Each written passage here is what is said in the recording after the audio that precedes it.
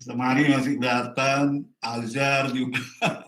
Sekarang muncul nih Ricky, kelihatan garis depan. Faris, ya. Ya walaupun nama ada ya. Masih 3 lagi. Siapa 3 lagi ini?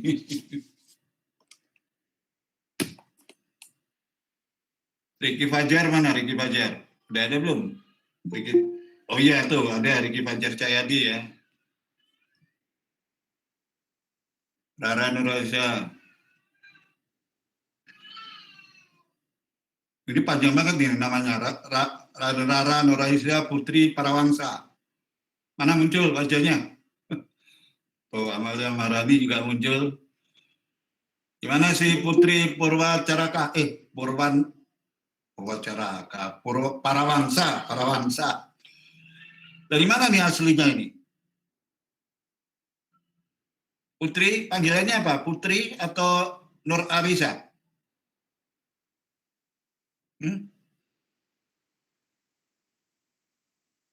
Absen nomor 20. Halo, Izin, absen Pak. nomor 20. Kamu dipanggilnya siapa? Putri atau siapa? Putri, Pak.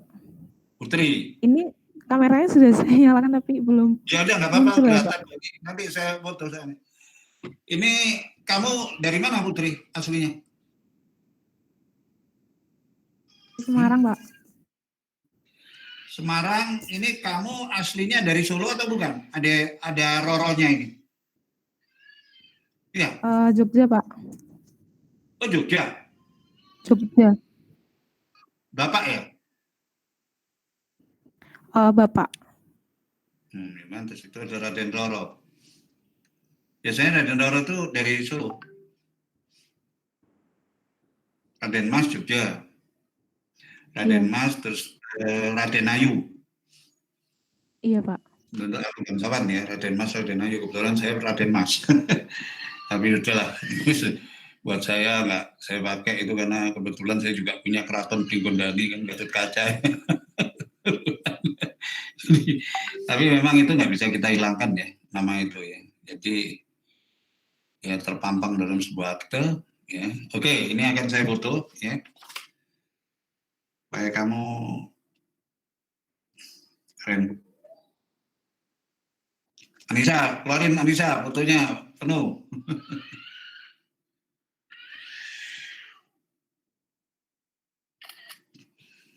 Oh itu cucu saya udah teriak ini. Jadi kalau di sini nggak ada sulit kita apa. Kebetulan belum punya pembantu jadi ini jadi apa? Jadi ya begitu istri saya kayaknya. Oke, selamat pagi semua. Kita mulai dengan jumlah 29 orang. Ya, ada 9 orang, karena 30 dengan saya, nggak tahu siapa, tolong PC-nya diperhatikan siapa yang kira-kira nggak masuk, barangkali kita juga bukan apa-apa buat saya hanya ingin tahu nanti kalau dia sakit atau apa, tolong saya diberitahu, kurang satu kita. Ya, nah di sini saya akan berbicara tentang Pancasila untuk minggu 14 ya. Tolong nanti dicermati, nanti barangkali ada yang kamu tanyakan, atau selama ini kamu mempunyai sesuatu yang ingin kamu tanyakan menyangkut tentang kehidupan kita yang akhir-akhir ini kan yang ya sekarang sudah agak ini sudah agak tenang ya, sudah agak tenang, jadi yang perlu mungkin kamu ingin menanyakan apa gitu ya. Ini penting sekali. Ya. Oke, saya akan berbicara di sini minggu ke-14 menjadi dasar mulai nilai pengembangan ilmu. Ya, kenapa nilai pengembangan ilmu? Oke, tolong kelihatan sudah slide-nya? Sudah, Pak. Ya. Nah, di sini kalau saya berbicara nanti akan saya follow up besar. Ya. Pancasila menjadi dasar nilai pengembangan ilmu. Saya akan foto sebentar lagi. Foto lagi. Ya. saya kelihatan bagus.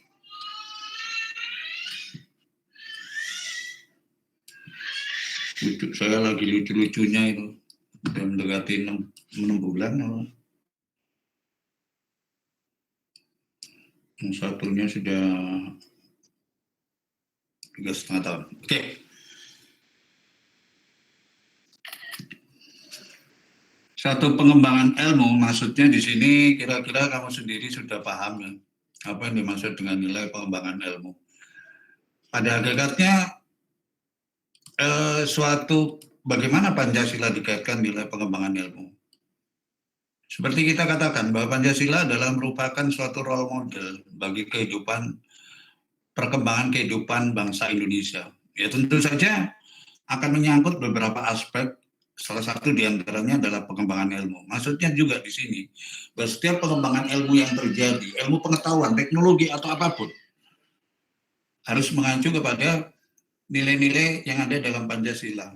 Artinya, hakikat ilmu yang berkembang dalam Pancasila ya, itu harus memiliki nilai-nilai ketuhanan yang Maha Esa, nilai-nilai kemanusiaan yang adil dan beradab, ya, nilai-nilai persatuan bangsa.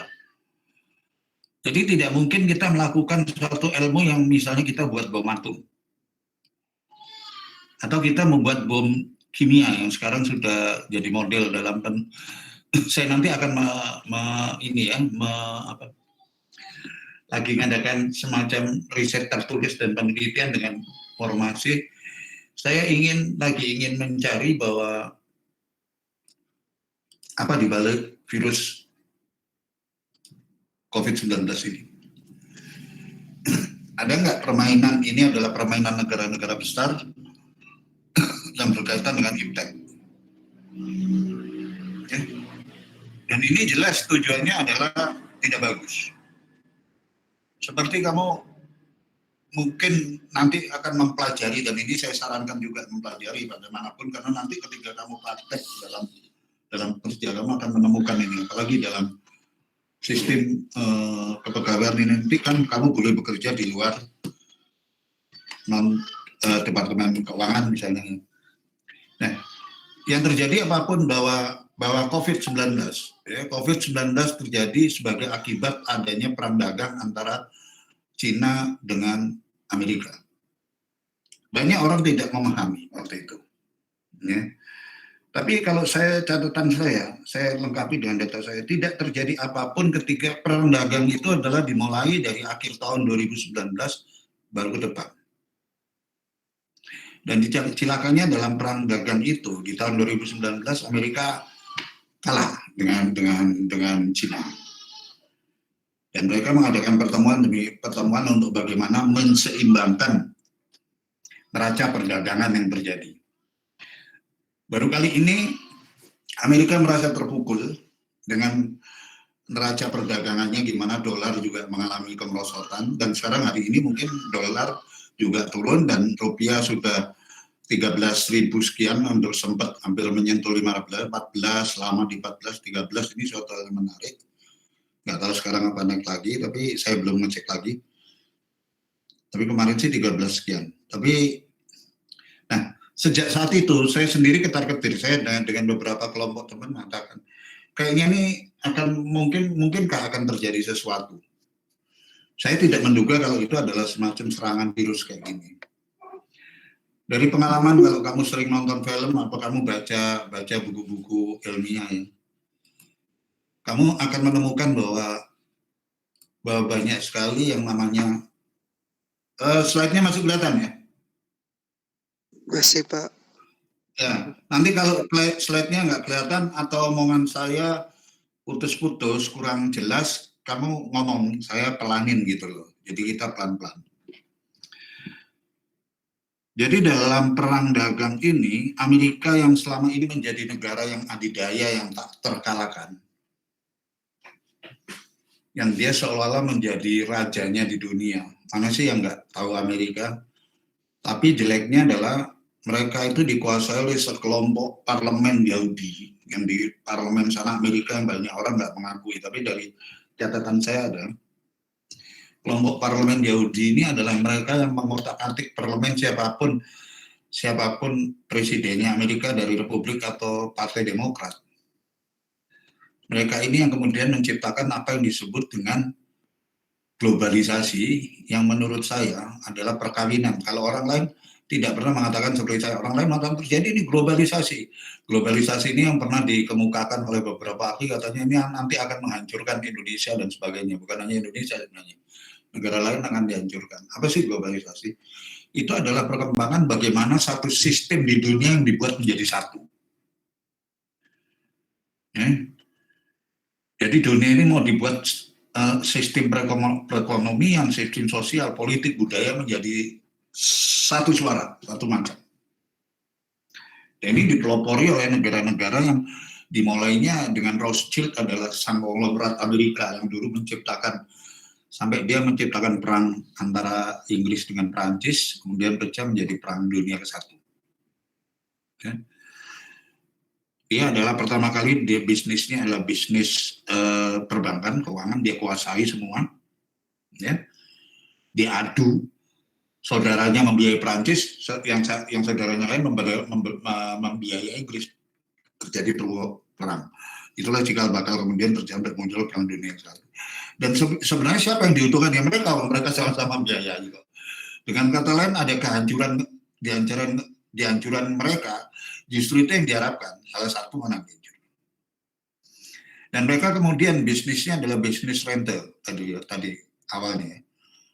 Bisnis itu sekitar tahun 1914-an ya, 30-an ya, ketika kita masih bergerak dalam alam kemerdekaan. Dan disitulah mereka sudah melakukan apa yang disebut dengan membuat sistem yang satu menurut versi mereka. Dan cikal bakal itu adalah muncul di kalangan orang-orang maaf aja, bukan saya benci Yahudi ya.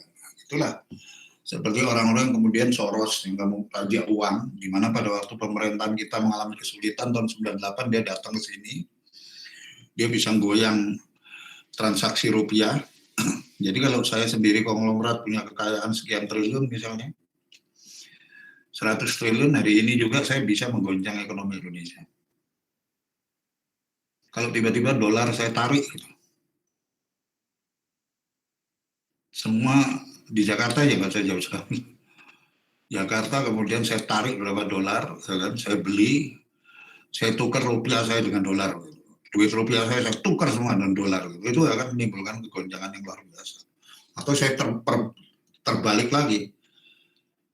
Uang asing saya tukar dengan rupiah, itu semakin kuat rupiah banyak. Nah ini juga menimbulkan satu kegoncangan sistem transaksi itu yang kemudian kita kenal adalah transaksi falas segala macam. Yang tujuannya adalah untuk menjatuhkan, dan ini dari pihak orang-orang ekonomi harus paham. Karena kamu nanti kerja di Departemen Keuangan, kamu harus jeli melihat ini. Kamu lihat beberapa lulusan setan yang masuk dalam politik, tapi akhirnya juga terjelungup dalam hal-hal yang bermain yang tidak pada tempatnya. Bukan mengabdi kepada bangsa, malah merusak bangsa.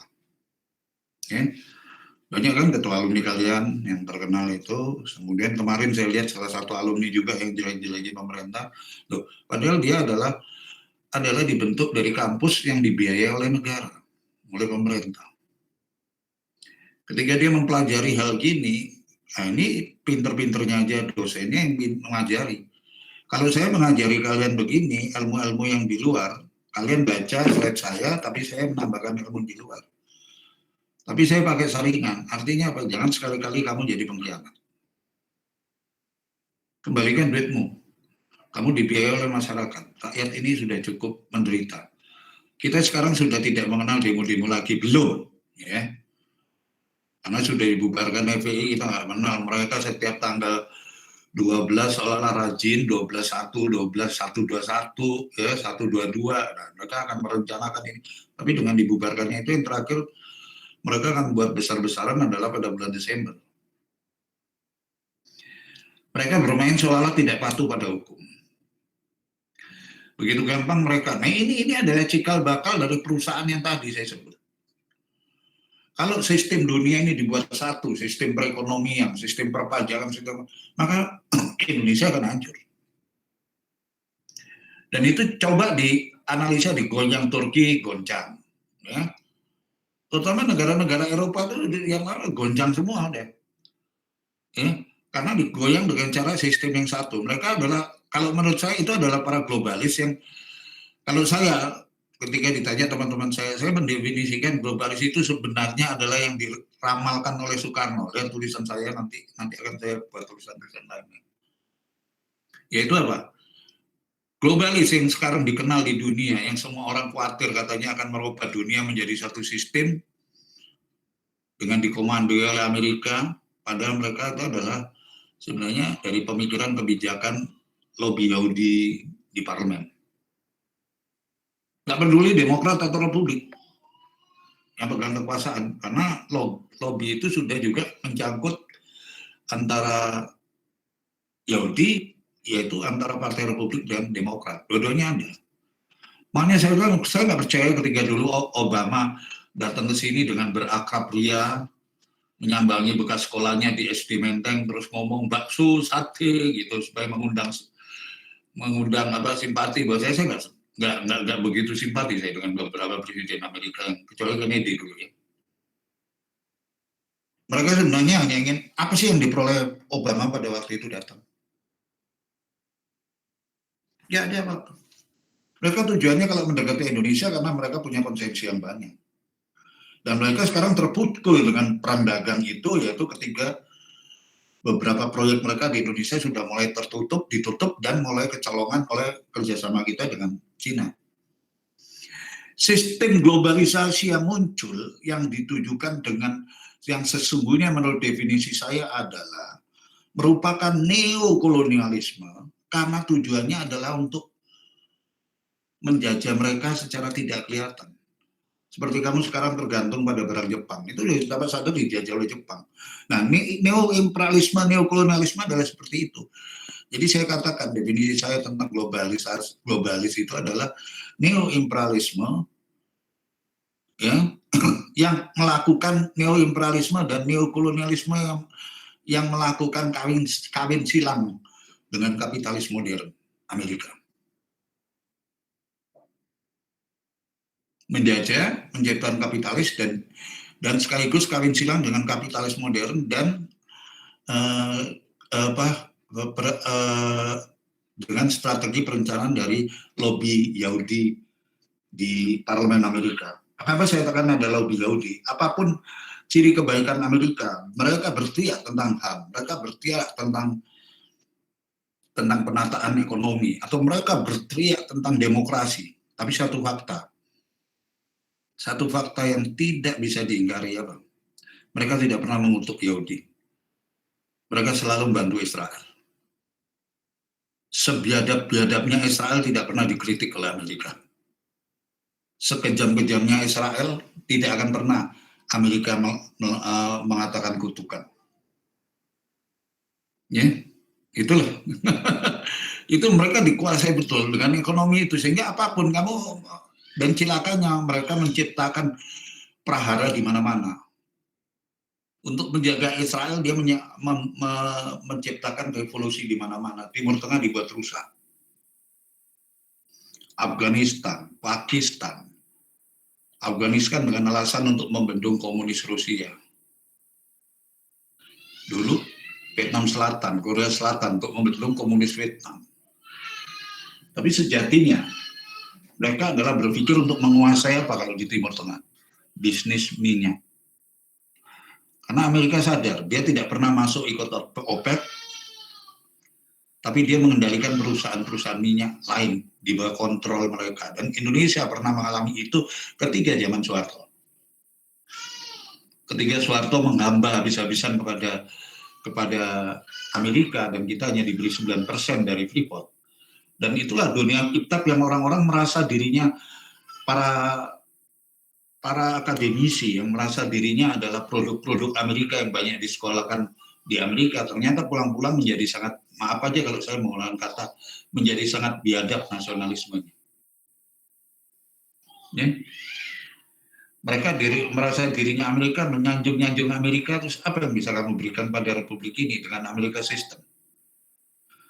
Adalah Sri Mulyani yang kemudian juga sadar sepulang dari jadi direktur Bank Dunia di sana, yang dia mengamati Amerika. Apakah sistem Amerika itu bisa tetap dipertahankan?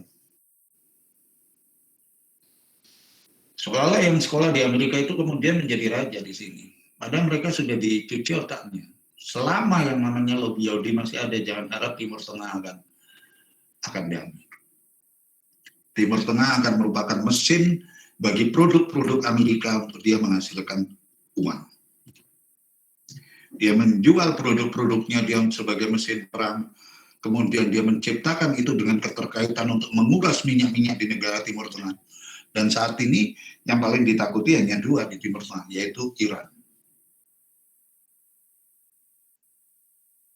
Dan di Timur Jauh adalah Indonesia.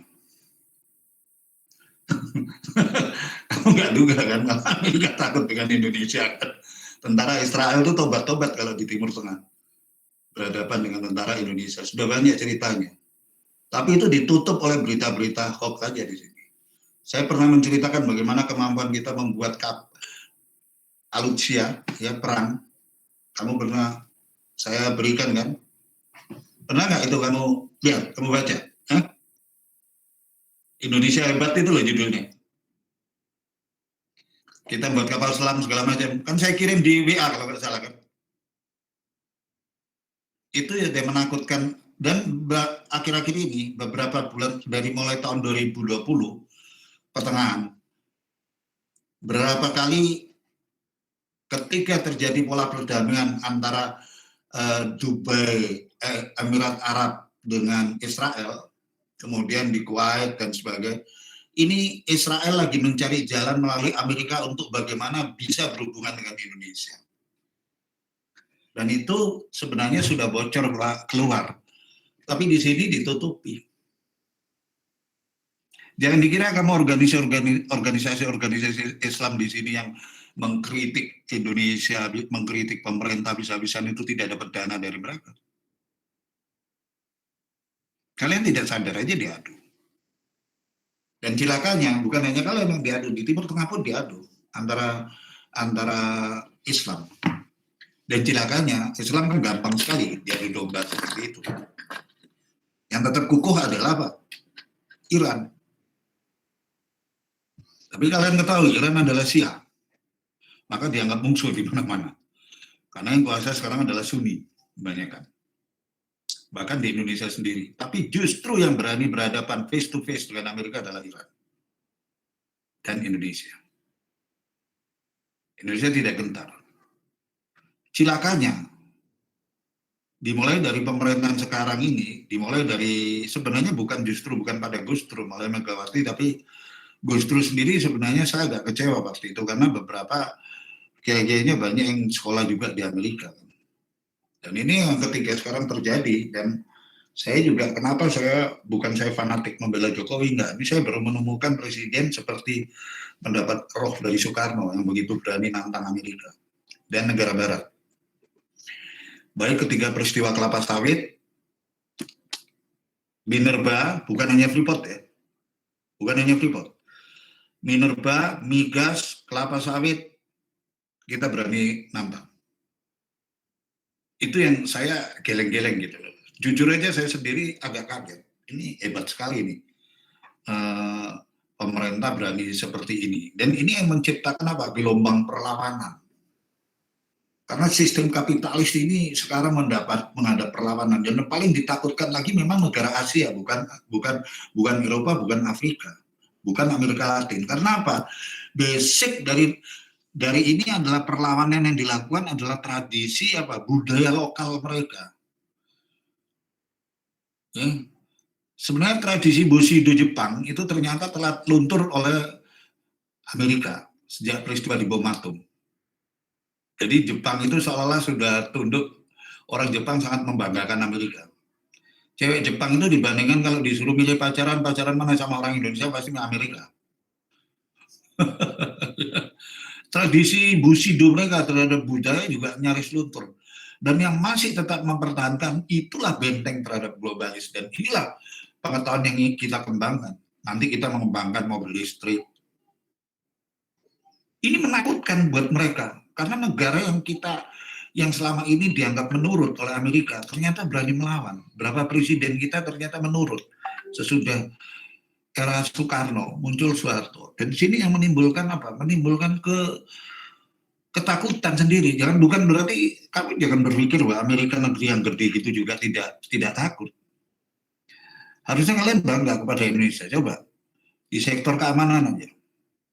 Sampai sekarang mereka masih ragu siapa pembunuh Presiden Kennedy. Itu peristiwanya tahun 63. Bahkan nggak jauh-jauh, 1911. Mereka juga sekarang masih ragu siapa sebenarnya, apa betul. Banyak rakyat Amerika sendiri meragukan bahwa peristiwa WTC itu adalah karena Osama bin Laden. Tidak. Nih. Sampai sekarang Osama bin Laden itu adalah kompensasi Amerika karena dia marah dan amarah sekali, gusar. Karena apa? Anak didiknya tiba-tiba membalik melawan dia. Osama bin Laden adalah anak didik Amerika ketika peristiwa Afghanistan diduduki oleh Rusia. Yang dikira Jamaah Islamiyah, segala macam, kelompok-kelompok yang besar di dunia itu tidak didanai oleh Amerika dan diciptakan siapa menjadi adalah Amerika. Ya. Gerakan-gerakan di Afghanistan segala macam ini awalnya adalah Amerika. Begitu hebatnya dia menciptakan, karena apa? Mesin perang itu karena kalau nggak diadakan kemudian mereka bisa bersatu. Maka ketika dunia Arab bersatu mau menghancurkan Israel, Amerika nggak bisa apa-apa. Maka mereka diacak-acak. Dan cilakannya sendiri, dan itu sudah diramal oleh Rasulullah kan. Umatku akan terpecah menjadi 76 bagian. Ya udah, memang gampang. Memang Islam sendiri harus diakui bukan sebagai negara-negara Islam, bukan negara kompak. Yang gampang, sangat-sangat gampang dipengaruhi, diracun. Dan mereka sekarang diciptakan terpecah-pecah dari mulai Libanon segala macam. Dengan adanya perang yang berkecamuk terus, maka Israel punya alasan untuk semakin melatih dirinya. Dan ekonomi itulah yang nanti inilah para globalis bermain di situ. Bagaimana sistem mereka kendalikan, ya, saya bisa mengendalikan. Nggak perlu saya jadi presiden, tapi saya mengendalikan itu. Dan ini awalnya adalah Rothschild. Rothschild sekarang dengan anak turunannya menyimpang lagi dengan orang-orang kaya seperti Kissinger, mantan Menteri Luar Negeri Amerika yang sesungguhnya dulu adalah agennya Yahudi Israel karena dia orang Yahudi, Soros ya orang Yahudi. Menteri Luar Negeri yang pernah bertugas di Indonesia dulu ternyata juga orang Yahudi yang jadi Menteri Pertahanan akhirnya. Jadi mereka semua, dan ini Indonesia menyadari, karena itulah didorong oleh itu Indonesia mengadakan proteksi terhadap berbagai hal, dan kita baru menciptakan. Buat angkatan saya sendiri dulu juga kaget, tidak terpikir bahwa kita bisa membuat kapal selam. Saya dulu berkali-kali mimpi ketika Mojopahit bisa menciptakan kapal-kapal ala Romawi yang hebat-hebat. Yaitu antara kita lihat aja Dewa Ruci coba, bisa menempuh ke Amerika. Ketika kita mampu menciptakan kapal-kapal yang kuat, apakah kita nggak bisa sih buat kapal selam atau kapal perang? Ternyata terbukti bisa. Dan justru kenapa di tengah pandemi dan ini kita laris. Jadi, ya kan, tahu berpikir kita nggak, inilah sentuhan budaya iptek kita. Yang ditakutkan karena apa? Mereka negara-negara lain itu, terutama Israel, Amerika. Bagaimana dengan, karena kita, iptek kita, yaitu ilmu pengetahuan dan teknologi kita, bersumber pada keimanan. Bukan semata-mata logika. Karena itu tadi, Pancasila antara iptek dan nilai budaya. Bayangkan, kita mengembangkan satu ilmu pengetahuan dengan dikaitkan dengan budaya. Ditandai dengan pertama, yaitu iptek yang terkait dengan nilai budaya dan agama. Pengembangan iptek harus nantiasa didasarkan atas sikap human religious. Dan ini yang tidak dipunyai oleh negara lain. Saya katakan, yang kelemahan daripada negara-negara barat, dan Amerika adalah apa? Dia tidak mempunyai ketuhanan yang Maha Esa dan kemanusiaan. Dia hanya mengandalkan pada HAM. Iptek yang lepas sama sekali dari norma budaya dan agama, berakibat terjadinya apa? Sekularisasi. Semua memandang sebagai sebuah mesin. Ya, sebuah mesin namanya. Manusia itu disamakan dengan mesin. Dan ini yang kemudian akan menjadikan apa? Menjadikan orang seperti tidak menghargai orang lain. Sekarang aja contohnya ini. Inilah saya akibat, makanya saya ketika membuat catatan tentang pandemi itu saya curiga. Siapa nih yang melempar virus ini? Saya curiga pada dua negara, yaitu adalah China dengan Amerika. Karena perang dagang mereka, mereka akhirnya menciptakan hal-hal seperti itu. Ya. Kalau saya pribadi cenderung saya ke Amerika. Karena Amerika paling takut dengan China sekarang. Di samping sama Indonesia. Dan mereka paling takut dengan negara Asia. Kenapa? Ini satu-satunya kelompok dunia yang sulit dikendalikan adalah itu. Adalah di Asia, terutama Asia Timur. Di samping itu dendam Amerika yang tidak ada hentinya dengan Vietnam karena kekalahan yang memalukan dalam perang Vietnam. Itu sudah menjadi berita di mana-mana. Sekaligus berarti di sana di Vietnam telah hancur dua negara, yaitu pertama kali yang dikalahkan adalah Perancis ya di benteng Dien Bien Phu di tahun 45. Tentara Vietnam bisa menguasai benteng Dien Bien Phu yang dikuasai oleh Perancis. Disitulah berakhir perang penjajahan Perancis atas Vietnam. Tapi konsentrasi itu terletak di utara, selatan dilupakan, dikuasai oleh Inggris yang kemudian diserahkan kepada Amerika. Sama aja di Jazirah Korea. Jadi sebenarnya mereka tidak pernah utuh. Maka dengan meminjam PBB mereka memisahkan antara Korea Utara dan Selatan, Vietnam Utara dan Vietnam Selatan. Tapi kemudian mereka bergerak atas sadar. Jenderal, 2 hari yang lalu saya baca koran, Jenderal Amerika mengatakan, jangan mimpi Anda untuk menghadapi Indonesia dalam perang. Tapi kita dibutakan, dan celakanya kita mau diadu domba. Lewat apa? Organisasi-organisasi Islam. Sekarang negara dunia Islam dipaksa mau nggak mau difasilitasi untuk damai dengan Israel. Kalau saya sebagai Presiden Indonesia, saya menolak. Oke, gue mau, lo mau berhubungan dengan gue, dengan peraturan yang ketat, dengan catatan apa? Kita berbicara satu meja dengan Palestina. Dunia ini akan baik kalau sudah kita akan berbicara satu meja dengan berbicara jadi kemerdekaan Palestina. Palestina yang punya tanah. Dia harus berhak untuk memiliki sebuah negara. Dan ini yang paling ditolak oleh Israel. Bukan hanya Israel, adalah Amerika juga. Karena Palestina ini adalah bisa dekat dengan Iran. Bukan dengan Saudi Arabia. Selama ini yang paling ditakuti negara Islam adalah siapa? Iran. Karena Iran ini yang sebenarnya memperjuangkan betul-betul tentang roh daripada orang Muslim. Yang lain kalah. Mesir aja menghargai Iran. Ya.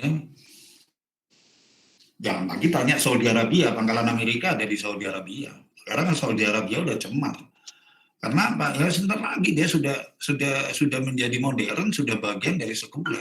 Inilah. Dan Indonesia dengan iptek seperti ini, relasi pertama dianggap ideal. Ya. Ditandai dengan pertama iptek, kedua, ketiga, iptek menempatkan nilai agama dan budaya sebagai mitra dialog di saat diperlukan. Jadi perkembangan kita itu tidak kita menciptakan alat-alat perang, tapi bukan dengan bersifat nuklir yang pakai bom atom. Kapal selam kita adalah memang cepat, tapi tidak diberitahukan kualitasnya, karena itu udah rahasia negara.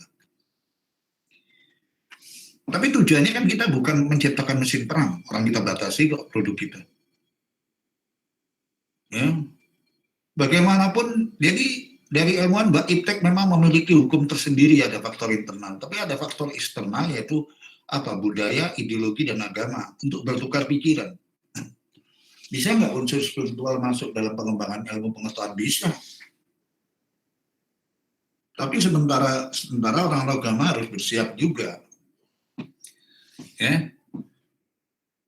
dianggap ideal meskipun belum berlangsung secara optimal. Itu relasi pertama yang tadi ya.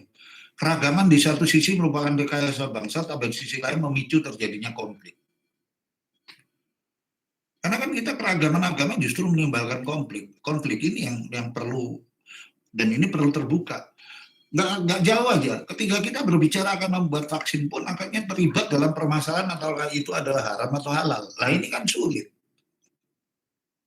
Ketika kamu berbicara tentang obat aja kamu sudah harus dibenturkan dulu.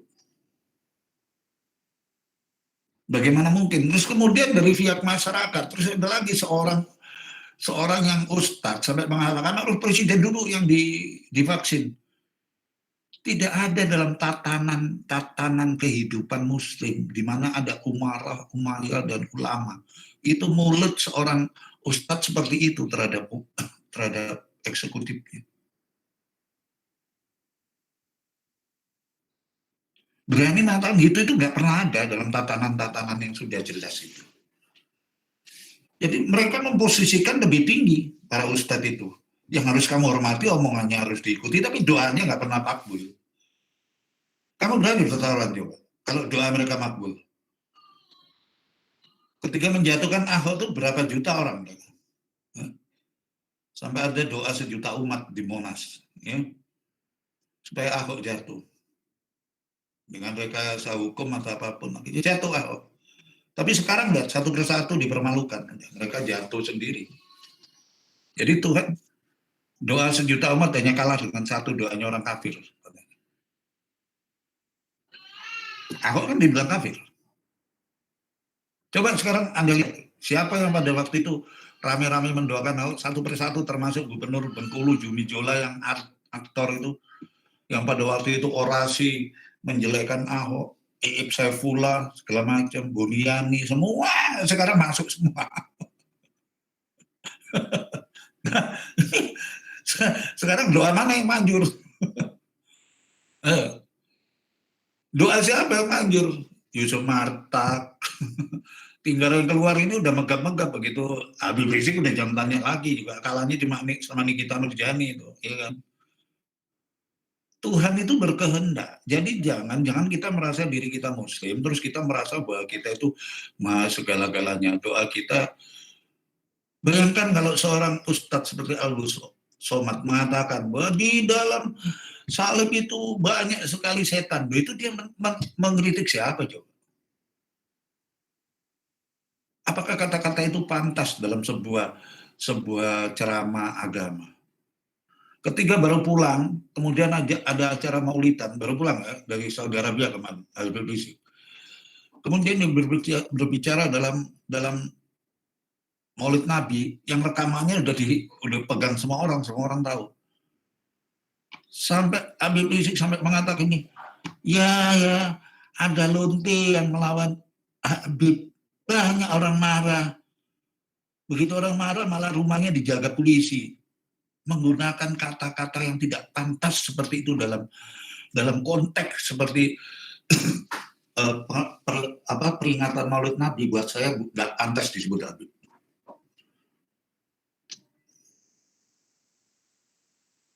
Itu adalah mengajarkan pada umatnya sesat, dan Islam dimasuki orang-orang kayak gitu. Dan ini yang kaitannya dengan tadi iptek, perkembangan iptek yang dimana akhirnya orang-orang yang jujur akhirnya kelindas. Bayangkan coba kamu urut perjadian demi kejadian yang kamu sendiri mengalami, melihat dan menyaksikan kalau kamu punya catatan. Dari mulai peristiwa Ahok, berjilid-jilid yang namanya demo kita yang masyarakat Jakarta yang baru sampai Cebel. Betapa aktivitas kita terganggu, setiap saat mesti ada, tiap hari Jumat mesti ada demo yang konon katanya berjuta-juta berdoa sampai doanya siapa? Nino Warisman. Yang mengatakan waktu itu, ya Tuhan, coba menangkan kami. Saya khawatir kalau kami tidak menang, tidak ada orang yang sholat kepadamu ya Tuhan. Memang siapa dia? Nah, inilah dari perkembangan ini termasuk perkembangan ilmu pengetahuan, iptek karena dikalahkan dengan hal-hal seperti itu. Dan orang ngeri sendiri, orang ketakutan. Wah, ini bakal jatuh di pemerintahan ini. mulai dari Pilpres. Wah, kalau kamu di Jakarta sendiri menyaksikan kan, serem sekali kan waktu itu kelihatan. Saya berapa kali diberi komentar, ditanya sama orang, Mas Gatot bagaimana ini? Saya cuma jawab apa? Nggak ada apa-apa, tenang. Beruntung kita mempunyai pemimpin dan presiden yang rajin berdoa. 20 lagi-lagi, waktu kedatangan yang lebih serem lagi, waktu kedatangan di bandara macet total, ada teman saya, waduh Mas Gatot, ini Jokowi gawat, ini sebentar lagi mungkin akan jatuh gini-gini. Saya bilang apa? Tidak, Tuhan itu tidak mengizinkan Indonesia hancur seperti itu. Mereka adalah pendatang. Mereka adalah pendatang dari Arab, dia tidak akan bisa. Dan yang terjadi apa? Oleh hal sepele, sangat sepele sekali. Di luar dugaan muncul seorang yang justru dianggap rusak, dianggap apa, yaitu Nikita Mirzani, terus bilang apa, Habib itu orang jualan obat. Wah, rame kan akhirnya. Begitu Nikita Mirzani muncul, terus langsung berturut-turut muncul kan yang namanya Kadapol diganti, Kodam diganti, akhirnya turunkan baliho semua. Siapa yang mengawali waktu itu? Kalau Anda ingat catatan, seorang Nikita Mirzani, perempuan,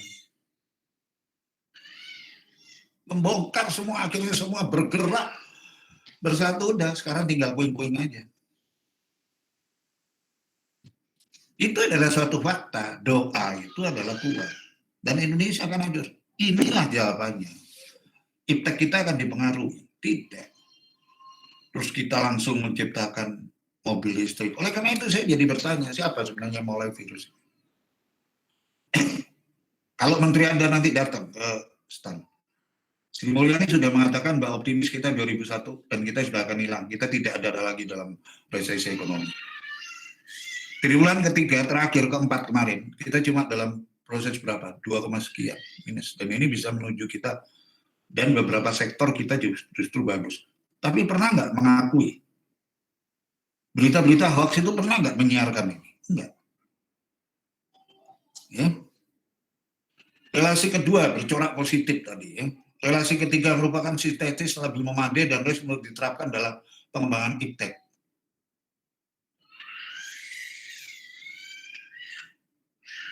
Ilmu pengetahuan dalam ruang hampa yang nilainya akan menjadi bumerang yang sangat berbahaya ketika dia berkembang tanpa memahami nilai-nilai kemanusiaan yang ada. Tanpa ada nilai kemanusiaan, iptek akan liar. Dan ini yang coba dimasukkan melalui pengaruh-pengaruh seperti itu. Ya. Bisa pengaruh melalui agama, dengan pengetahuan agama, masyarakat diaju, terutama generasi muda. Supaya kamu akan berpikir bahwa Pancasila nggak penting sekali akhirnya, gitu. Itulah kenapa kalau kamu sadar, kenapa mesti ada pertanyaan dari diri kamu. Kenapa Pak Gatot selalu setiap kuliah kita disuruh membaca Pancasila? Kenapa Pak Gatot setiap kuliah kita disuruh baca Sumpah Pemuda? Tadi belum sempat berdoa kita, ya kan? Berdoa. Saya ingin kamu tahu Pancasila dari di kepalamu itu betul-betul hidup secara Pancasila. Kalau tidak, kamu bisa terima suap, kamu bisa terima ini segala macam. Seorang dosen bertanya kepada saya, Pak Gatot, di mana kita mengajarkan pada mahasiswa untuk betul-betul paham supaya dia nanti menjadi manusia-manusia yang luhur. Nggak cukup dengan berdoa, Anda mengatakan, tapi kemukakan dengan hal-hal yang konkret. Tapi yang lebih dari itu adalah tunjukkan dengan sebuah contoh. Jadi setiap pengajar sendiri juga dituntut untuk memperlihatkan rekam jejaknya. Jadi seorang dosen itu jangan sekedar ngomong, tapi juga harus menunjukkan kamu juga mau terima suap nggak. Itu yang penting. Gitu loh, jangan dosen ngomong gini, akhirnya dosen mau juga terima duit yang cuma segitu aja. Hanya demi atas nama keuangan yang maha kuasa. Jadi harus berani menunjukkan bahwa ini loh. Maka saya ngomong dengan dosen yang bersangkutan, ya kita harus memberi contoh. Kasih rekam jejak, kasih semangat mereka. Tapi jangan Anda buat kesalahan. Kalau Anda hanya ribut untuk ngajar aja rebutan uang, ya sudah. Kemarin saya barusan memberikan seminar, ini saya sibuk sekali untuk memberikan webinar. Tapi modelnya kalau saya webinar dibayar saya. Ya kan? Itu rezeki Tuhan kan. Mencerdaskan bangsa ke seluruh Indonesia. Kemarin yang terakhir tentang apa? Legal writing. Aspek legal writing. Jadi gimana orang-orang mengenal hukum dengan benar. Jadi jangan berpikir kita hanya terpaku pada gitu. Oke, ada yang kira-kira ingin kamu tanyakan?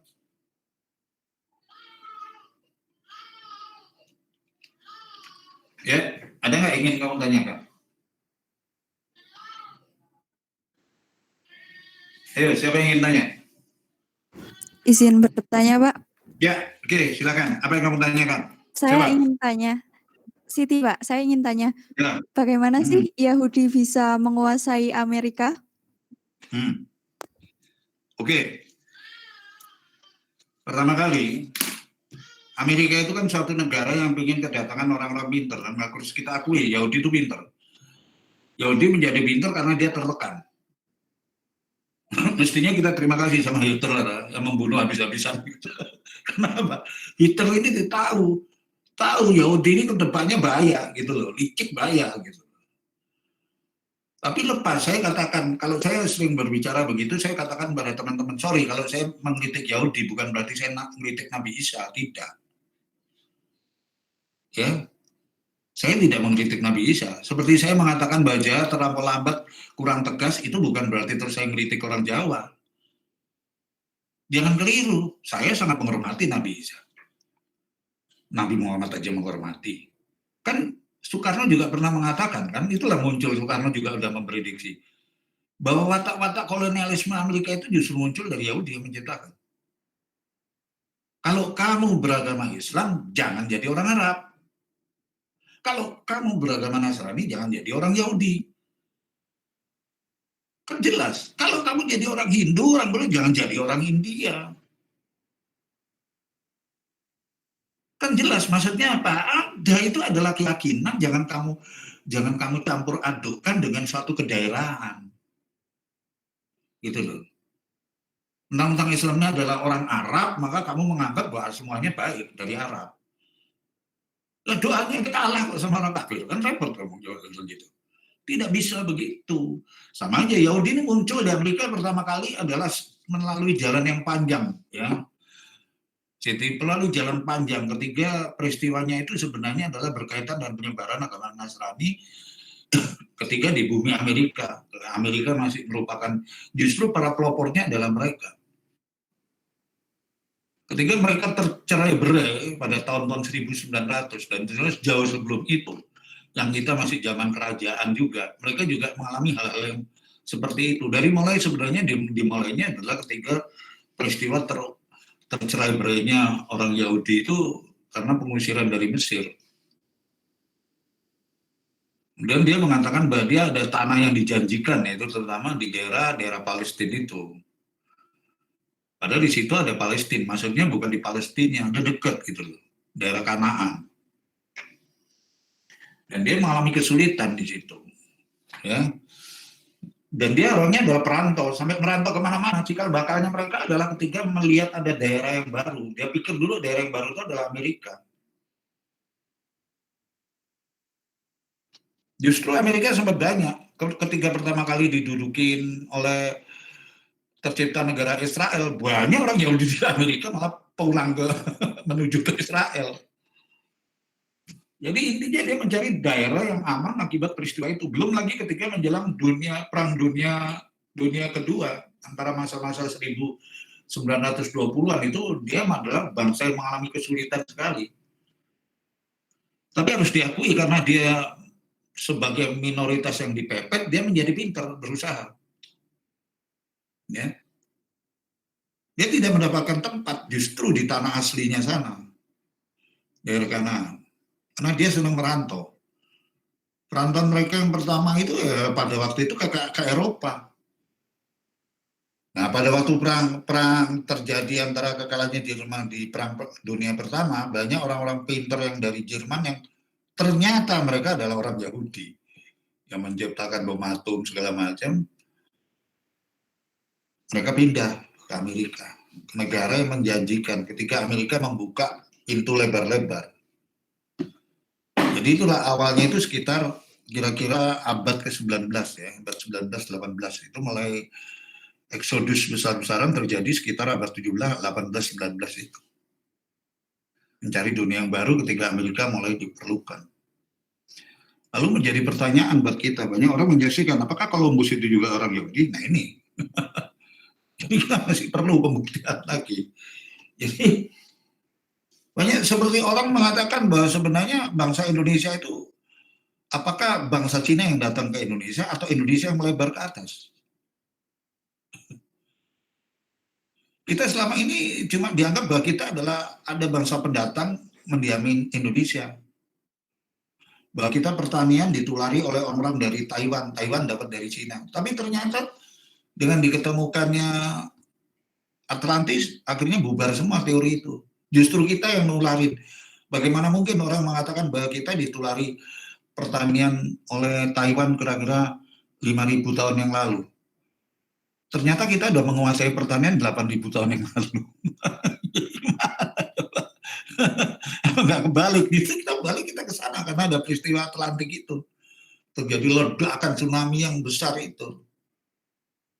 Jadi menunjukkan seperti itu tadi, ya.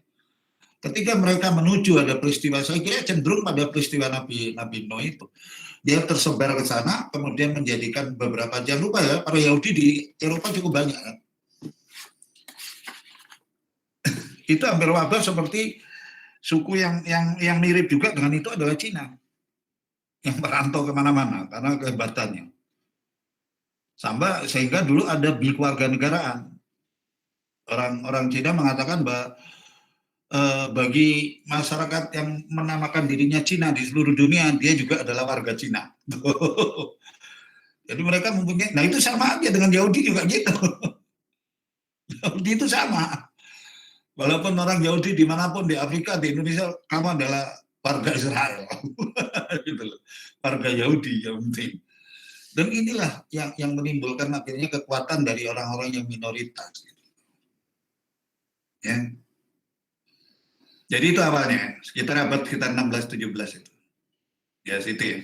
Di situ mulai bangkitnya. Ketika Amerika tidak punya sejarah kenegaraan yang hebat, apa sih sejarah masa lalu mereka yang dibanggakan? Perang saudara antara utara dan selatan. Melawan apa? Perbudakan. Dulu masih zamannya budak, itu kan niru di Inggris. Itu kan suatu koloni sama aja di Australia. Gitu loh.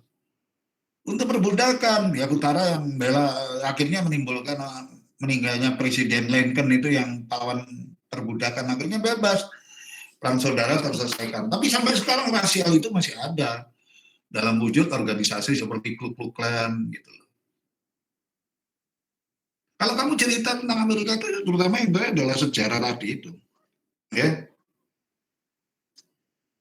sejarah dari perang saudara. Nah sekarang pertanyaannya, lah kamu tanya Indonesia sejarahnya apa? Kamu bisa cerita dari sebelum Masehi sudah ada kerajaan bersambungan. Kita bervariasi. Ini yang saya baca ini. Kamu lihat serial, saya punya buku serial Gajah Mada ini. Ya.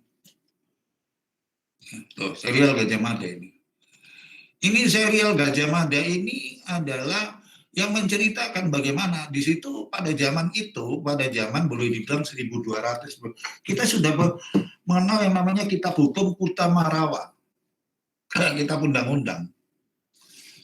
Itu jadi pertanyaan kita gitu loh. Kenapa kita sudah mengenal itu? Tapi itu tidak pernah, orang-orang hanya selalu orang kalau kita ceritakan tentang sejarah itu kan sejarah masa lalu apa belum tentu benar. Lah kan susah kita. Dia dengan bangsanya sendiri aja nggak bangga. Coba. Kamu diajari sejarah nggak dari mulai ceritanya Majapahit? Saya tanya. Diajarin nggak? Hah? Ayo, ada yang bisa jawab nggak? Kamu ngerti nggak sejarahnya Majapahit sama sejarahnya Singosari segala macam? Ayo, Hah? Saya kelas 1 SD tahun 60. Sekarang saya tanya, kamu diajarin nggak? Pelajaran sejarah kamu tuh dipasung pada saat G30S. Udah selesai itu. Jadi kamu nggak kenal, gimana kamu bisa hafal? Saya bisa hafal, nggak usah pakai buku sejarah ini saya hafal. Kerajaan pertama di Indonesia mana gitu. Dulu cuma kita dicekoi, ini akhirnya saya senang dengan guru sejarah saya, kebetulan pinter bercerita. Raja pertama siapa? Raden Wijaya, Jaya Negara, Hayam Wuruk, sebelum Hayam Wuruk besar, Tribuana Tunggadewi itu ibunya. Raden Wijaya punya 4 istri, dari anaknya Kartanegara semua. Tribuaneswari, Duhita, Raja Patmi, kemudian Raja Paramita, dan yang terakhir Gayatri. Bahwa dengan Gayatri inilah Raden Wijaya punya 2 anak, yaitu Sri Gitarya dan Tribuana Tunggadewi. Tribuana Tunggadewi yang tua, kemudian Sri Gitarya itu adiknya. 2 perempuan, coba. Raden Wijaya mengambil 4. Justru yang terakhir ini dengan Gayatri ini, yang namanya Raden Wijaya punya anak. Tapi anaknya perempuan, gimana mau jadi raja? Dianggap pada waktu itu perempuan lemah. Loh, tapi kan nenek ininya ngingetin ibunya juga. Loh, kamu ada nenek moyangmu dulu Ratu Sima, hebat. Kemudian pada waktu menaklukkan Sriwijaya, ya, dia dapat 2 putri dibawa ke Mojopahit, Dara Petak dan Dara Jingga. 1 orang diambil jadi istrinya Wijaya. Jadi Wijaya punya istri 5. Yang 3 anak Kertanegara nggak memberi keturunan dengan Raden, tapi begitu dia menikah dengan Dara Jingga, Dara Petaknya kembali ke Sumatera Selatan sana. Dara Jingga punya anak laki-laki, itu yang disebut Jaya Negara, atau waktu kecilnya bernama Kalagemet. Ini pengetahuan iptek. Coba. Pada waktu itu yang bisa memiliki kapal teknik modern itu baru Sriwijaya.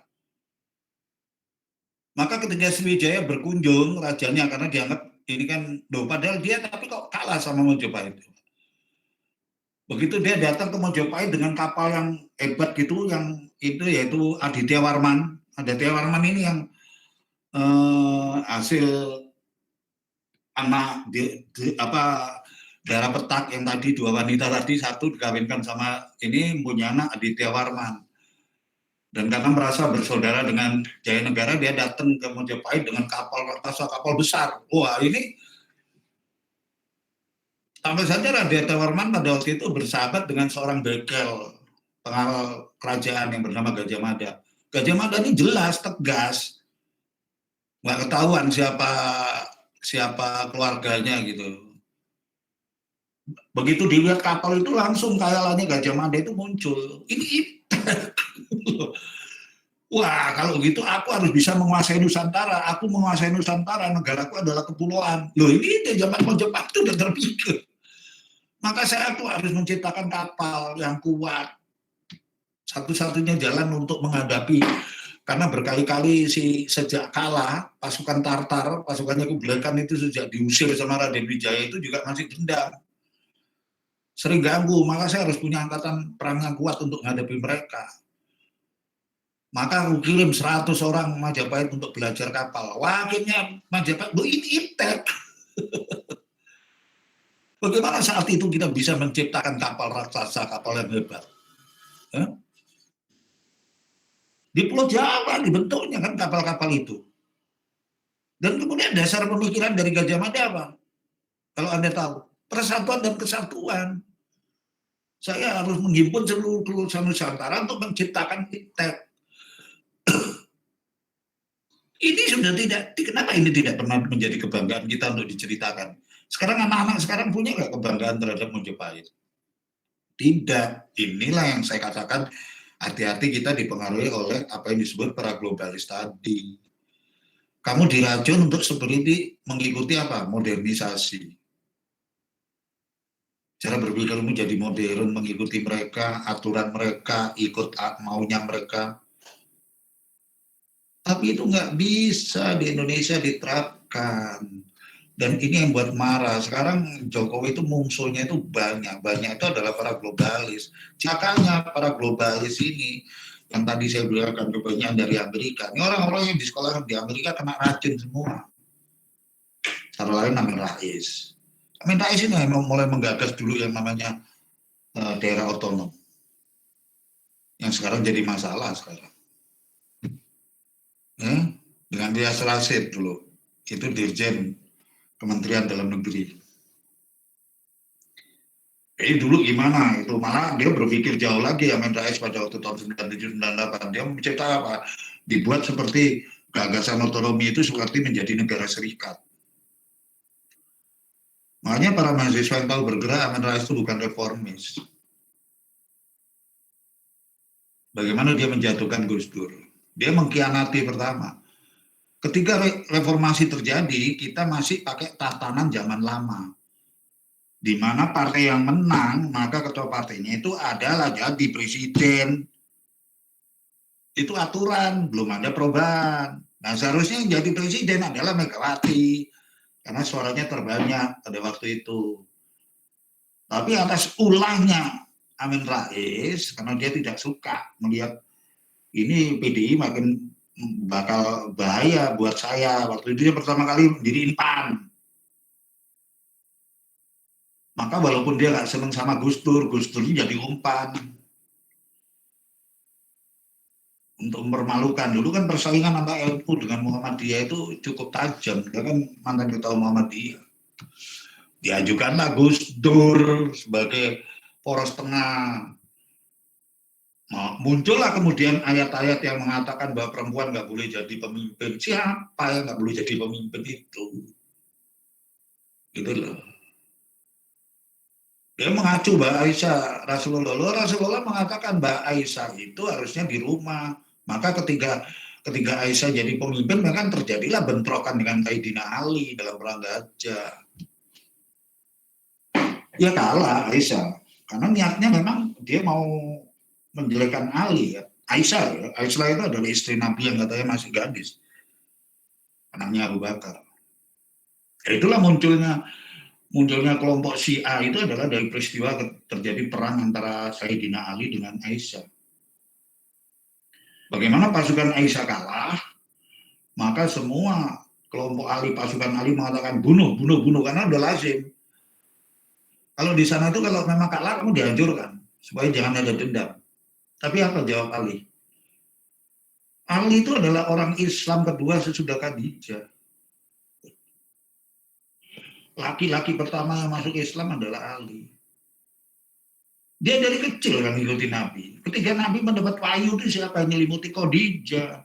Siapa yang mendapatkan wahyu terus dia cerita? Ya kepada Khadijah. Makanya Islam pertama itu adalah Khadijah, yang Islam kedua adalah Ali. Salah kalau orang mengatakan terus langsung sahabat-sahabat yang bersahabat itu memang ketika menceritakan wahyu pertama itu kepada siapa? Kepada Khadijah. Ketika dia dapat wahyu Iqra itu emang langsung udah kenal apa sama Abu Bakar? Sama Utsman Umar? Kan enggak. Siapa yang mencelimuti? Ketika dia ketakutan, meriang badannya ketika ada wahyu pertama, langsung ketika Iqra langsung diselimuti. Justru Khadijah itu yang pertama kali mengemukakan, padahal dia adalah pemuka agama Nasrani, Alkitab. Khadijah itu akhirnya menggunakan semua hartanya ini buat kamu untuk menyiarkan keyakinan baru. Kamu pasti jadi pemimpin bagi umatmu. Karena yang kamu bawakan adalah pembaruan bagi umat manusia dan bermanfaat. Itu kata Khadijah, bukan Abu Bakar, Utsman, Ali. Kemudian Ali yang kedua. Nah pada waktu perang Jamal itu yang kalah, akhirnya Aisyah kalah. Apa jawaban Ali? Ali ini sudah difitnah, dicerca sama Khadijah. Dari awal yang namanya Aisyah itu tidak senang dengan yang namanya Fatimah sama Ali. Tapi ini tidak pernah diceritakan. Dianggap ini melemahkan Islam. Sejarah itu harus jujur. Lalu disitulah mengatakan, kemudian siapa Ali mengatakan, kalau dia memang lemah lembut seperti, tidak kasar dia. Beda dengan Umar dan Utsman, dia nggak kasar Ali. Maka ketika ditanya, bunuh Ali apa jawab Ali? Tidak. Dia juga adalah mertua saya, karena dia adalah istri Rasul, junjungan kita. Maka Ali sendiri yang jemput, dari tempat persembunyian Aisyah udah menyerah, udah. Semua udah siap dibantai itu yang namanya pengikutnya. Tapi dijemput oleh Ali, dinaikkan ke unta, ke gajah ya. Kemudian diantarkan pulang. Selamat dia. Nah ini menimbulkan kekecewaan dari anak buahnya Ali. Sebagian menyalahkan Ali. Sebagian memisahkan diri. Inilah yang kemudian muncul si A. Oleh karena itu Iran itu sangat menjunjung tinggi Ali. Tapi karena kekuatan di sini banyak kaum Muawiyah yang adalah Sunni, nah sudah lain. Maka terjadilah pergerakan, pemusuhan, sampai Ali sendiri kan meninggal. Ditusuk ketika sholat subuh. Kalau kamu dulu ke Ahlussunnah wal Jamaah siapa keturunan Nabi, orang akan bilang ada Ali gitu loh. Bukan karena saya Syiah ya, oh jauh, saya enggak akan. Tapi orang harus berani melihat sebuah sejarah, sama aja membuat sejarah Indonesia. Nggak usah jauh-jauh, 96, 98, Amin Rais berusaha untuk menjegal Megawati.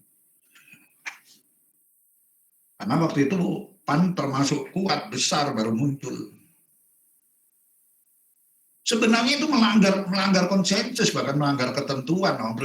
Partai yang menang kok akhirnya nggak jadi presiden, dijadikan wakil presiden. Nah ini yang menimbulkan akhirnya kemangkelan bagi orang-orang PDIP pada waktu itu. Tapi makanya mulai muncul julukan Sengkuni itu pada Amin Rais itu. Tapi si Amin Rais ini punya dua sisi, yaitu pengen menjatuhkan Megawati sekaligus menjatuhkan Gus Dur. Nggak terlalu jauh, 2 tahun berkuasa dijatuhkan Gus Dur oleh Amin Rais. Akhirnya kembali lagi Megawati wakilnya naik. Amsahas dari P3 mewakili. Itulah sejarahnya. Makanya mahasiswa yang 98 itu begitu tahu kelakuannya Amin Rais sekarang tidak pernah menyebut dia itu Bapak Reformasi. Enggak. Dan itu sangat Amerika sekali. Amin Rais itu yang bolak-balik mau ubah undang-undang dasar itu kan dia. Waktu dia jadi ketua MPR. Ya, saya mengikuti karena saya waktu itu kan aktivis juga. Jadi orang tidak mau melihat ini dari kacamata yang benar. Orang kamu harus belajar belajar sportif untuk mengetahui sejarah ini adalah sampai di mana. Gitu. Akhirnya dikeluarkan Pak ayat-ayat muncul lah. Itu mengacu kepada apa? Aisyah. Ternyata Aisyah jadi pemimpin nggak benar. Aisyah jadi pemimpin nggak benar bukan kaitannya dengan kemudian Megawati, tapi pada waktu itu melawan Ali. Jadi bukan berarti Fatimah adalah seorang panglima perang yang hebat, anaknya Rasul. Nah itulah, maka begitu Gus Dur jatuh, Megawati naik. Tapi ini hanya punya target 2 tahun. Semua kelompok garis tengah itu sudah merencanakan sesuatu. Maka muncullah SBY yang justru diangkat oleh Megawati. Cikal bakal terjadinya reformasi adalah penyerbuan kantor DPP PDIP di Jalan Diponegoro tanggal 27 Juni. Itulah yang memunculkan reformasi perang. Dibantai habis. Kalau kamu cari bukunya, baca sejarahnya. Peristiwa 27 Juli penyerbuan, itulah cikal bakal mulai terjadinya pergerakan besar-besaran. Orasi besar-besaran di situ, kemudian muncul PDIP kan. PDI dibubarkan, terus kantornya diduduki oleh PDIP. Kemudian diserbu habis-habisan oleh orang-orang berpakaian cepat, ada yang bilang itu militer. Ya jelas, berapa korbannya? Sesudah itu muncullah demonstran habis-habisan, dari PDIP kemudian mahasiswa. Sampai berturut-turut muncul peristiwa penembakan di akhir tahun itu. Mahasiswa Trisakti. Untung pada waktu itu Megawati nggak berbicara di Diponegoro. Kalau bicara meninggal. Nah sekarang pertanyaannya pada waktu itu siapa komandan militernya di Jakarta? Siapa komandannya? Kan ada Pangdam dan Kasdam. Kasdam ini yang mengatur logistik. Mengatur semua. Pangdamnya adalah Sutioso. Pada waktu itu bintang 2. Lalu Kasdamnya siapa yang bintang 1? SBY. Makanya orang begitu Megawati jadi presiden, orang PDP nuntut tangkep Sutioso sama SBY. Dia bertanggung jawab atas korban yang terjadi di Jalan Diponegoro. Itu tragedi, itu peristiwa tragedi, itulah namanya pelanggaran HAM berat. Tapi apa yang terjadi? Jawab Megawati pada waktu itu sudah kita selesaikan. Jangan dibiasakan untuk melihat ke belakang. Ini yang kelemahan. Karena dia niru bapaknya, inilah kelemahannya keluarga Soekarno. Lalu dia menerapkan betul kemanusiaan, dalam strategi negara harusnya ada tertentu. Coba kalau waktu itu, pada waktu reformasi itu sudah ada usulan bubarkan Golkar. Dan hancurkan terah cendana. Loh coba. Itu sudah demonya mahasiswa nggak serem itu. Kita bersihkan sisa-sisanya Soeharto. Jangan lupa, Soeharto dia membersihkan semua orang-orangnya Soekarno dibunuhin pada tahun 65. Bahkan siapa yang nyimpen bukunya Soekarno akan ditangkap. Saya punya bukunya. Komplit saya punya bukunya Soekarno. Nggak ada orang berani itu naruh buku di rumahnya itu dulu. Tangkap sama Soeharto. Nah, rakyat waktunya pengen gitu. Udah lo jadi presiden, sikat semua sekarang semua orang-orang Soeharto kalau perlu. Dan ini kata Megawati adalah kalau kita berpikir dikit-dikit perang balas dendam, kapan selesainya? Ya.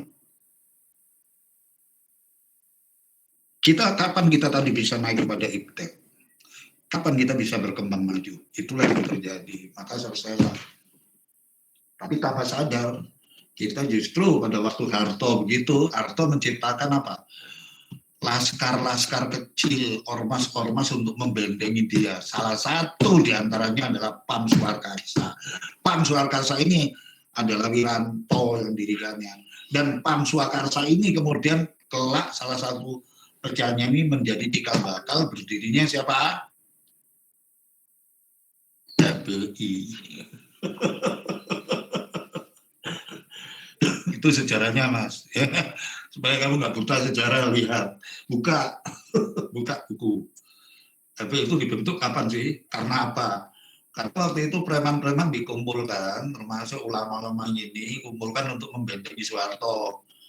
Yang ngangkat-ngangkat Soeharto itu nggak salah, kenapa harus dijatuhkan, gini-gini, bla bla bla bla, gitu loh.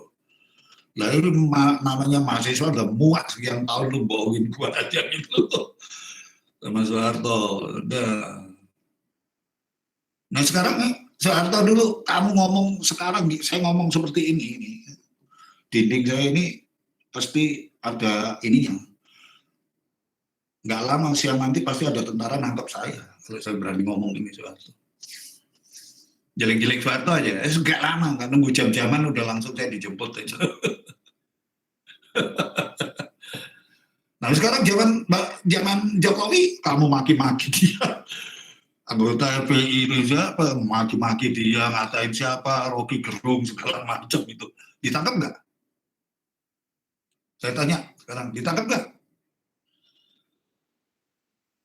Coba kalau sekarang rakyat begini dia seperti zaman Soeharto, cokok aja. Kemudian alasan adalah HAM kita digedein, melanggar HAM.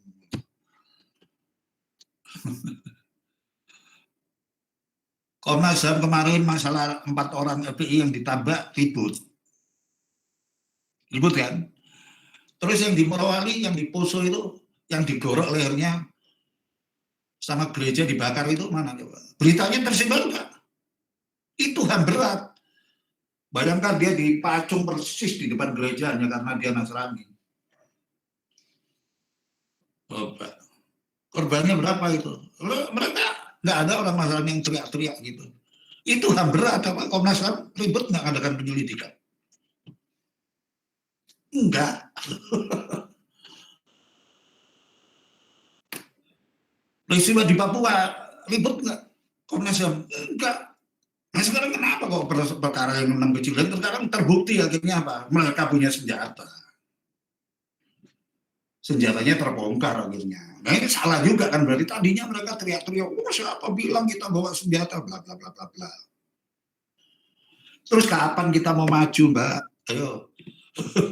Kapan kita seperti ini, kapan kita bikin kapal selam? Nah ini terkabul sekarang, udah nggak usah biarin, kalau ibaratnya gitu loh. Saya jadi presiden, biarin orang menghina gue, ngatain gue, gak apa-apa, gue berdoa aja pada Tuhan, yang penting gue pengen bangun kapal selam, bangun ini. Itulah cara berpikir Jokowi sekarang. Enggak peduli lu mau ngomong apa aja, nanti saatnya kamu saya buat jatuh kamu. Saya akan gigit sendiri coba. Dan itu kan selalu pidatonya Jokowi kan. Saya udah tahu gimana, oh ini, oh itu. Kan gigit sendiri. Sekarang kita punya kapal selam. Lalu ada pertanyaan, kenapa kita nggak bikin kapal induk? Ngapain kita bikin kapal induk? Kita negara kepulauan. Bikin pesawat yang banyak. Sehingga pesawat itu kan banyak.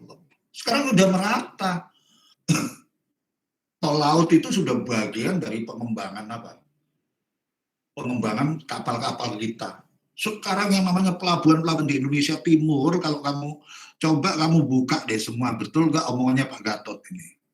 Jalan di Papua, kamu buka, kamu posting, lihat, jangan cuma itu postingan di Babi itu aja, jangan, itu apa itu ya, kira-kira informasi, berita-berita bahwa kamu cari informasi pembangunan di Papua, pembangunan di Sulawesi, kamu akan kaget.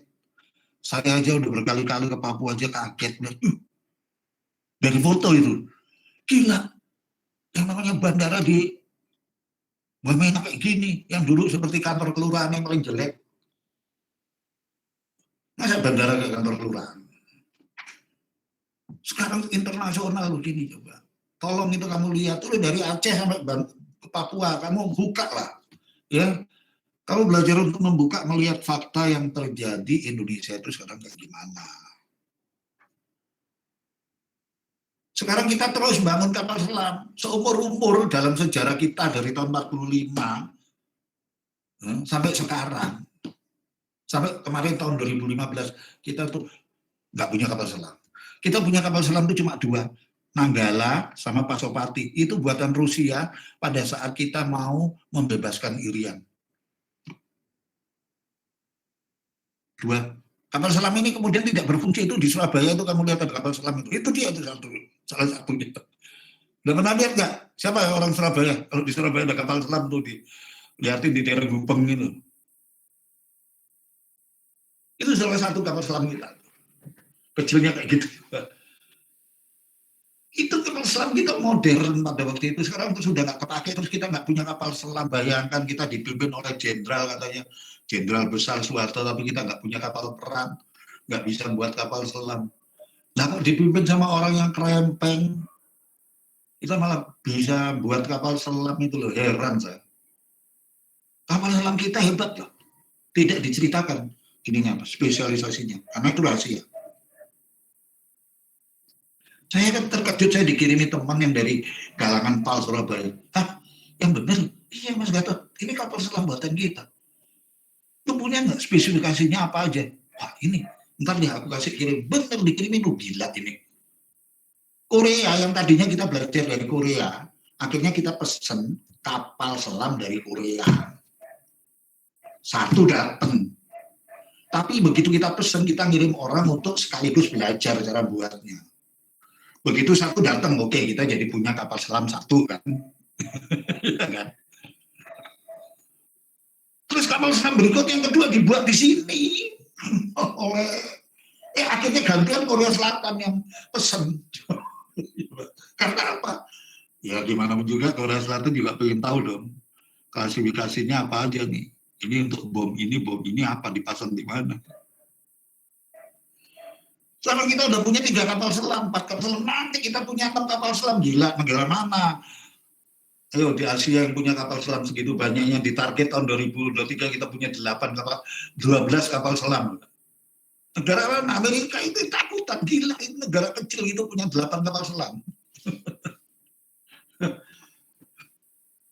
Baru kapal selam. Itu helikopter pesawat penyerbu itu kita udah dipesan gitu. Negara seperti Turki itu pesan kereta kita. Dan pesan coba tank karena cocok di daerah gurun katanya. Jadi yang dipakai tentara PBB itu yang ada tuh putih catnya itu buatan Indonesia ya kan, dan itu juga ditakuti sama Israel. Makanya saya bilang Israel itu takut itu sama tentara Indonesia, bukan saya ngomong gedubus mbak itu. Silakan coba, bangga kamu dengan Indonesia itu. Makanya saya ingin membangkitkan kamu kalau baca semua pemuda baca ini loh Indonesia, saya itu gemes kalau lihat gitu loh. Ini loh Indonesia, cewek-cewek kita kata perang kita itu tangguh, itu hasil di tag ini. Di kita malah sudah komponennya dari kita kereta api coba. Terpikir nggak kamu kalau kita bisa buat kereta api? Kamu berpikir bahwa wah kereta api buatan Jepang, diam akhirnya ngirim sudah. Dan sekarang di beberapa negara di Afrika itu akan dibuat Trans Afrika dari Maroko ke mana gitu loh, 4 negara. Dan ini Indonesia memenangkan tender untuk perencanaan itu, berarti fasilitasnya nanti Indonesia dari mulai kereta, lokomotifnya, keretanya, kemudian jalannya. Itu nanti kewajiban kamu, tukang pajak. Kamu nanti majekin. Aku ingat itu nanti. Kerjaan kamu banyak, makanya Sri Mulyani itu, ini banyak, ini nanti sabut nanti kerjaan kamu. Ayo. Kalau teknologi kita udah maju semua di ini. Jadi itu banggalah kamu, kita mampu buat tank, kita mampu buat panser, gitu. Kapal-kapal Filipina itu, kapal perang itu dipesan sudah sama Filipina. Bukan hanya Filipina aja yang pesan, Korea pun butuh, Malaysia lagi. Jadi Anda nggak perlu, sekarang kalau dulu Malaysia berani ngomong Indon gaplok aja. Kalau saya nggak berani, dia bukan beli aja pesawat dari aku kok. Gitu. Jadi kita ini bangga. Akibatnya apa? Yang jelas yang paling repot siapa? Kementerian Keuangan. Ini kan teriak-teriak ini penerimaan pegawai negeri yang lulusan STAN kemarin kan. Ayo, tapi nanti bisa disebar kamu kemana-mana. Udah modelnya nggak kayak kemarin lagi. STAN nggak akan model seperti kemarin. Nanti akan ada perubahan kurikulum, nanti adalah termasuk itu. Karena sudah perkembangan teknologi sudah maju, menyangkut tentang migas. Nanti bisa jadi ada hukum migas yang diperkenalkan dalam kurikulum. Ya. Karena kamu harus mengenal semua kan. Bayar pajak di migas gimana coba? Kamu nggak tahu teknologi migas. Nanti itu akan diperkenalkan pertambangan. Ini nanti bisa 2-3 tahun lagi berkembang STAN ini. Ya. Jadi perkembangan teknologi akhirnya berdampak kepada apa? Sektor lain yang ngatur duit. Jadi emang saya pikir, saya kalau diam-diam juga berpikir saya berterima kasih pada Tuhan. Kok ya aku ditempatkan di STAN gitu loh. Sopo yang minta kok aku gara-gara ditelepon aja coba. Ya kan bersyukur sama Tuhan kan berarti kan. Ya kan bersyukur sama Tuhan. Aku ditelepon. Ada yang bisa ngajar enggak Pak Gatot di STAN? Oh iya bisa. Ngajar apa? Pertama kali yang ditawari malah budaya Nusantara. Kan bingung saya. Saya pertama kali ngajarin, tahu nggak kamu di telepon itu ditawari ngajar apa? Budaya Nusantara. Loh, budaya Nusantara gitu loh. Iya Pak Gatot, ini gini-gini, semester ini budaya Nusantara ini. Begitu saya ngomong, tapi saya nggak punya latar belakang budaya Nusantara. Iya, tapi Pak Gatot kan sering dialog budaya. Dia tahu dari saya sering dialog, sering seminar. Iya Pak Gatot juga menguasai, nggak taunya CV saya sudah ada di STAN, bingung saya. Mereka lebih tahu dari saya kan, berarti kalau CV saya udah di situ kan. Nanti Pak Gatot juga ngajar yang lain, ngajar ini hukum. pendidikan anti korupsi, kan jadi akhirnya bener ngajar lain. Ya, itulah. Jadi itu ya. Ada lagi yang lain yang kamu tanya? Ada situ jelas ya soal Yahudi tadi sama Iptek. Jelas Ayo. Pak, terima kasih Pak. Ya. Oke, ada yang mau tanya? Izin bertanya Pak. Apa yang kamu pengen tanya? Ya, boleh, Dinda. Kan belakangan ini tuh kan ada orang yang suka ngeramal-ngeramal gitu kan Pak. Kayak mau ngeramal Ya, betul. masa depan. Apa politik Indonesia tuh akan memanas di 2021. Ya, boleh. Ada bencana alam gitu-gitu kan Pak. Nah itu menurut Bapak bagaimana ya Pak? Ya. Kayak seperti gimana ya? Bikin perpecahan juga nggak sih Pak kayak gitu Pak? Bisa. Bisa, saya juga ngeramal kalau dibayar kan bisa aja saya ngeramalkan Jokowi jatuh. Sangat bisa. Saya pernah mempelajari dunia Jawa ya. Ada kata-kata dalam Jawa itu ngerti sadurunge winara. Ngerti nggak? Artinya ngerti sadurunge winara. Orang tuh bisa mengetahui peristiwa yang belum terjadi. Dan itu buat orang Jawa nggak aneh. Nggak aneh ya. Banyak orang-orang yang bahkan dalam Islam pun ada orang-orang yang mendapat hidayah seperti itu. Ya, saya mempelajari dari almarhum ayah saya dulu. Almarhum ayah saya itu juga unik orangnya, itu memahami itu. Dari mulai jatuhnya Soeharto padahal dia udah meninggal. Tapi dia meramalkan ini nanti. Peramal kalau dia memahami ilmu itu dalam ilmu tasawuf, ya kalau dalam Islam, ya. Atau kemudian kalau dalam kejawen, ilmu kejawen yang dalam. Biasanya orang yang diberikan pandangan seperti itu, keistimewaan seperti itu tidak ngumbar, tidak ngumbar, ya, tidak dikit-dikit ember gitu loh mulutnya, karena itu adalah karunia Tuhan. Dia akan berbicara pada waktu dan saat yang tepat, ya, pada waktu dan saat yang tepat. Jadi tidak sembarangan dia akan berbicara. Oleh karena itu dia melihat apa yang sebenarnya terjadi. Ya. Jadi nggak terus kemudian dia berpikir bahwa wah ini sebenarnya ini Indonesia akan jatuh misalnya, ya. Indonesia akan jatuh, presidennya akan ini bla bla bla bla bla bla, ya kan? Pertanyaan saya adalah bahwa ketika peristiwa itu terjadi, lalu itu kehendak Tuhan bukan? Maka orang yang punya kedekatan dengan Tuhan bisa jadi bahwa dia adalah mendapat hidayahnya. Tapi bukan terus diumbar aja. Kita harus bijak juga. Inilah yang penting. Kenapa manusia itu harus berbuat bijak yang bajik.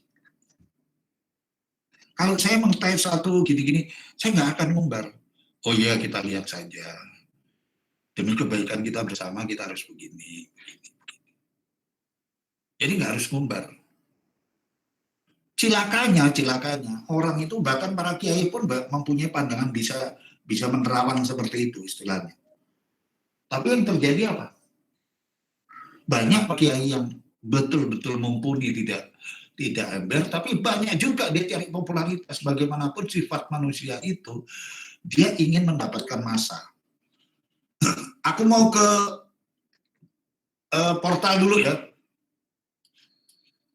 Saya mau ke portal dulu sebentar karena akan ini dulu, absen dulu ya. Ini kelihatannya hadir semua ya. Hadir, Pak. Ya oke, saya akan ke portal dulu.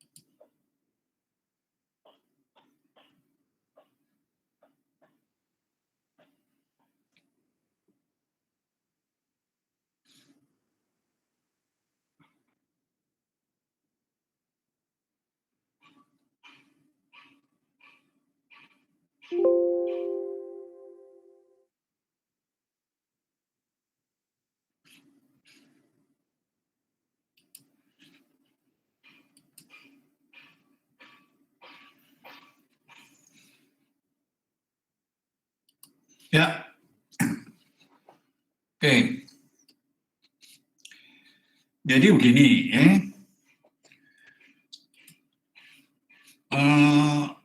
Ketika kita berbicara tentang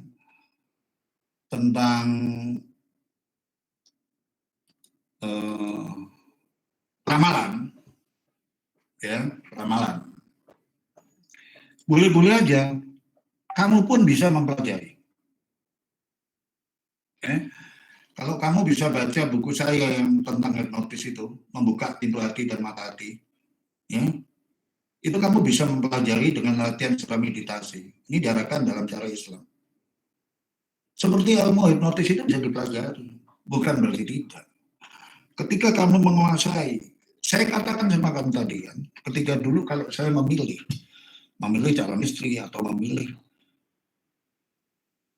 saya harus menerima pekerjaan ini enggak. Saya kan pernah katakan kamu, saya kalau malam melakukan semacam sholat, kalau malam ya, kalau sudah sholat tahajud, mesti saya sholat hajat. Pagi ini, sebelum saya aktivitas, mesti ada sholat 2. Saya biasa 6 rakaat. Sholat tahajud 6 rakaat, sholat hajat 2 rakaat. Sesudah sholat isya, saya akan sholat sunnah witir. Ya. Dan di situ saya biasakan meditasi. Meditasi adalah saya merenung, saya konsentrasi, saya mengalirkan aliran darah. Ini adalah melatih. Kalau kamu bisa, kamu juga mempunyai pandangan-pandangan seperti itu. Makanya saya lihat seperti kayak TV atau apa. Itu adalah bagian dari tadi. Ketika kita melatih semakin tangguh, maka pandangan itu akan berupa dari inilah yang namanya nur ilahi. Sebenarnya Tuhan memberi kesempatan pada semua orang untuk memiliki kemampuan seperti itu. Para kiai-kiai, kalau saya dulu mengenal kiai, boleh dia ada guru saya yang di daerah Jawa Tengah, Jawa Timur, itu selalu menekankan pada saya itu, pentingnya kamu melakukan pendekatan pada Tuhan dengan cara membersihkan diri dulu. Jadi blank, jangan coba-coba kamu benci. Bukan berarti kalau kamu sering mendengar saya Pak Gatot membela Jokowi, tidak. Yang saya bela bukan Jokowi. Saya tidak ada untungnya kok dengan mau Jokowi jatuh atau enggak. Saya enggak ada untungnya. Bisnis saya tetap jalan. Saya hanya tidak ingin Indonesia ini jadi petualangan orang-orang yang kerjanya hanya mencaci maki, memperalat agama. Berpikirlah realis. Dan kamu akan dibimbing nanti oleh Tuhan. Seperti dulu saya mengajarkan anak saya yang dua-duanya anak saya ajarkan. Saya ajarkan dia pada dulu mind management. Yang kuliah di kedokteran, buku kedokteran itu tebel-tebel segini. Ya. Tapi dia bisa buku tebel ini jadi cuma 4 halaman. Cuma sehalaman ini loh. Kertas folio. Bisa jadi sehalaman ini nih.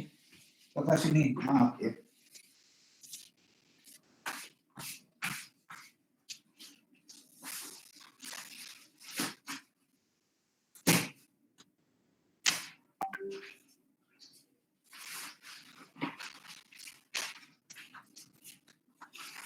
Kamu tahu namanya kertas ini kan?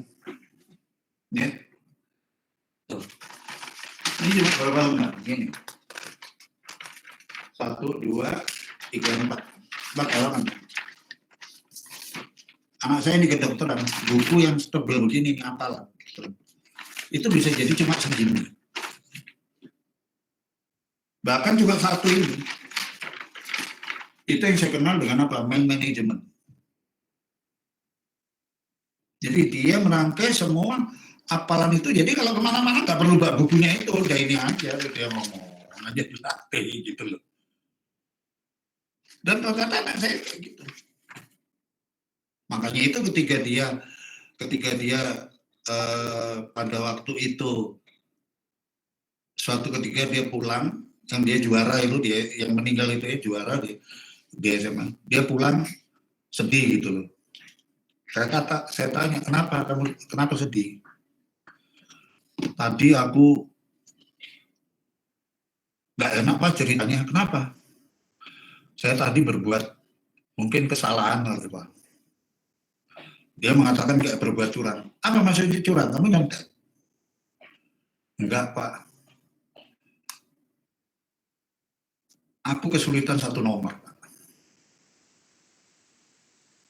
Dia kesulitan satu nomor, nggak bisa jawab. Jadi dia jawab apa ya? Akhirnya dia melakukan sesuatu, yaitu tadi permainan manajemen. Apa?